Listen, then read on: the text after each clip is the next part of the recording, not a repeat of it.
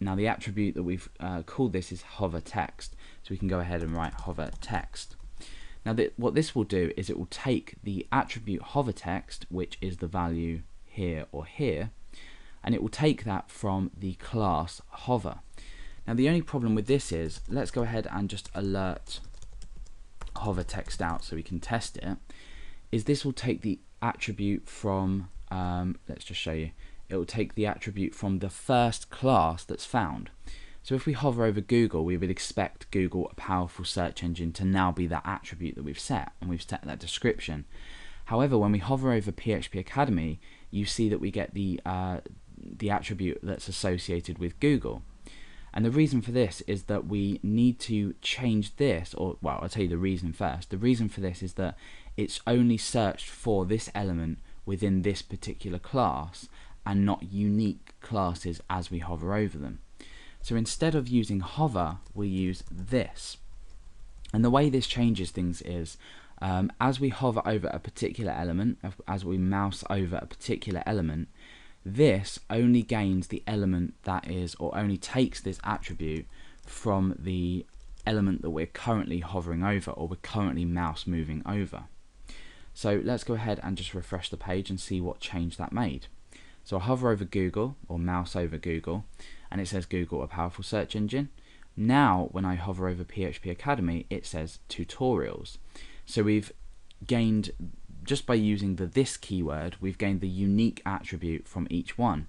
And obviously this is important because you might want to have multiple links on your page, and you obviously want to have a unique description or hover text for each one. So now that we've got the hover text, that's great. We can now start to do things with it. But what we need to do is we need to assign it, or assign this text to a particular div. So we need to go ahead and first of all style our div that we're going to be using. So I'm going to call this hover div, and we need to apply some properties to it just to make it look nice and just to make it look like, you know, an actual hover over box. So the first thing I want to do is say display none, and this is important because we're going to be including this div on our page somewhere, and we don't want it to be automatically displayed every time. We only want it to be displayed when we're actually hovering over a particular element. I'm going to set the position to absolute, which is also extremely important because we're going to be defining the top and the left coordinates, as we saw earlier when I was hovering over the link. Let's just get rid of that. When I was hovering over this Google link, we had the coordinates appeared, so we can set the div to particular coordinates. So it's important that we use position absolute. I'm going to go ahead and set just some aesthetic properties such as font size. We'll go ahead and give it a background color of white. Give it a text color of 40-40-40, which is a nice grey color.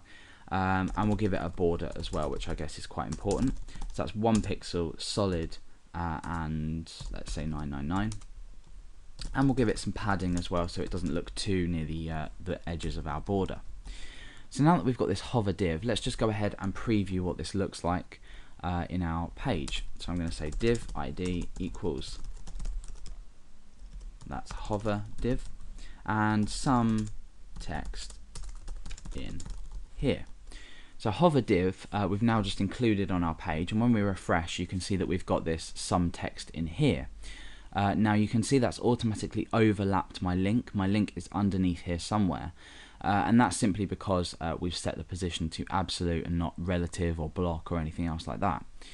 So now that we've got this and we're happy with the look of it, we can go ahead and hide it again. And the reason I've just shown you this is because what we're going to be doing is changing the text within this div every time we hover over a particular element, and then that will in turn we can in turn set the coordinates of this div. So we're going to keep this here, and this must be kept on every page that you use particular links. Probably not the best way to go about it, but for now, just as we're learning, that's good enough. So now that we're back to normal, we just have our link, and now we need to start setting what's going to happen when we actually hover over it. So we've already got the hover text, but we need to go ahead and actually set the position of this hover div. So let's go ahead and use a selector, hover div, and we need to use the CSS function, if you like, to change the properties of this div.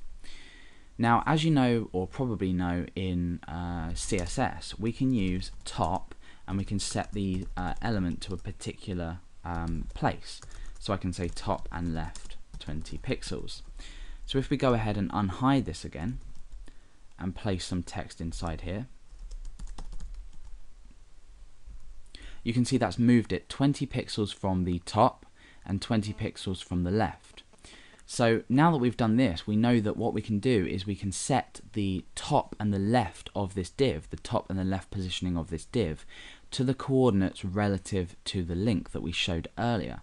So now hopefully that starts to make sense. Let's go ahead and get rid of that, and let's go ahead and get rid of that, and also the top and left properties as well. So we want to use jQuery to set the top CSS property of this particular div, and we want to do that using the E object. And again, remember we used the client X and the client Y of this. So the top position will be client Y, and then we go ahead and bind on another CSS changer, and this time we want to change the left to e.clientX. So e.clientX and e.clientY are the values that we returned earlier and displayed to the user. But now, instead of that, we're setting the top property of our hover div to the coordinate that the user is currently hovering over at, and then we set the left property to the x-axis. So now you'll see that when we hover over, well, nothing happens at the moment, but you will see when we hover over, the CSS will change for hover div according to the position that the cursor's at.